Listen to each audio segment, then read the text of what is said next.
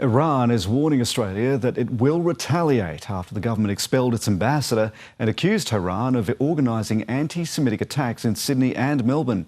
The decision has created global headlines and drawn praise in Israel and the United States. Stephen Jedgetts reports. Heading for the exit.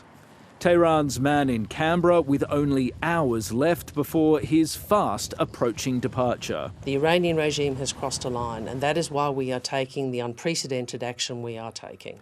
The government remains adamant it has hard proof that Iran orchestrated 2 anti-Semitic attacks on Australian soil, and it's dropping increasingly heavy hints that it was likely behind many more.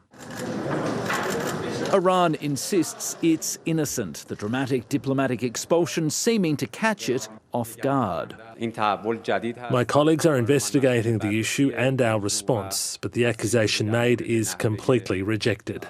Its foreign minister later taunting Anthony Albanese on social media, saying Israel's Prime Minister Benjamin Netanyahu might be a war criminal, but he is right about one thing: Australia's PM is indeed a weak politician.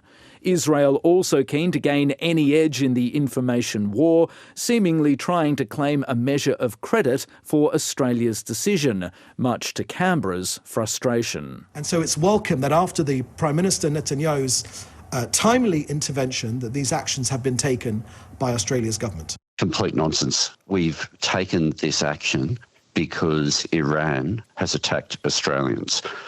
No other country is involved in terms of that conclusion. Tehran has declared it will retaliate, and it's not yet clear if that's just bluster. The regime could target Australians living in Iran or deploy state-backed hacking teams against Australian cyber targets. Meanwhile, the political debate here has moved on from declarations of bipartisanship to increasingly sharp disagreements about whether the government took too long to take this dramatic step. Prime Minister, why didn't you act sooner when the warnings were so clear? We listen to intelligence agencies. We don't try to second-guess them. And while the picture is crystallising, it isn't yet perfectly clear. Stephen Jedgetts, ABC News, Canberra. Iran's alleged actions in Australia follow a pattern of behaviour around the world. With analysis, here's Global Affairs Editor Laura Tingle. Many Australians have been asking just why would Iran target Jewish communities on the other side of the world? In the wake of the October 7 Hamas attacks, ASIO had already identified Iran as a malevolent actor in Australia.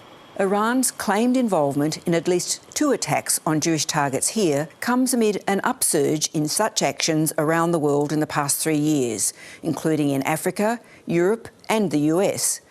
Research shows a clear pattern of Iran's Revolutionary Guards using local criminal networks to harass and intimidate the Iranian diaspora and dissidents, as well as Jewish communities, often using diplomatic missions as a base.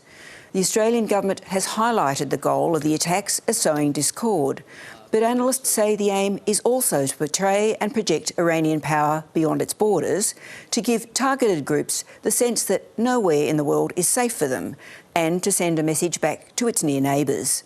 And with Iran's power and that of its proxies such as Hezbollah greatly diminished, it now has fewer options at its disposal, meaning these sorts of foreign attacks could only escalate.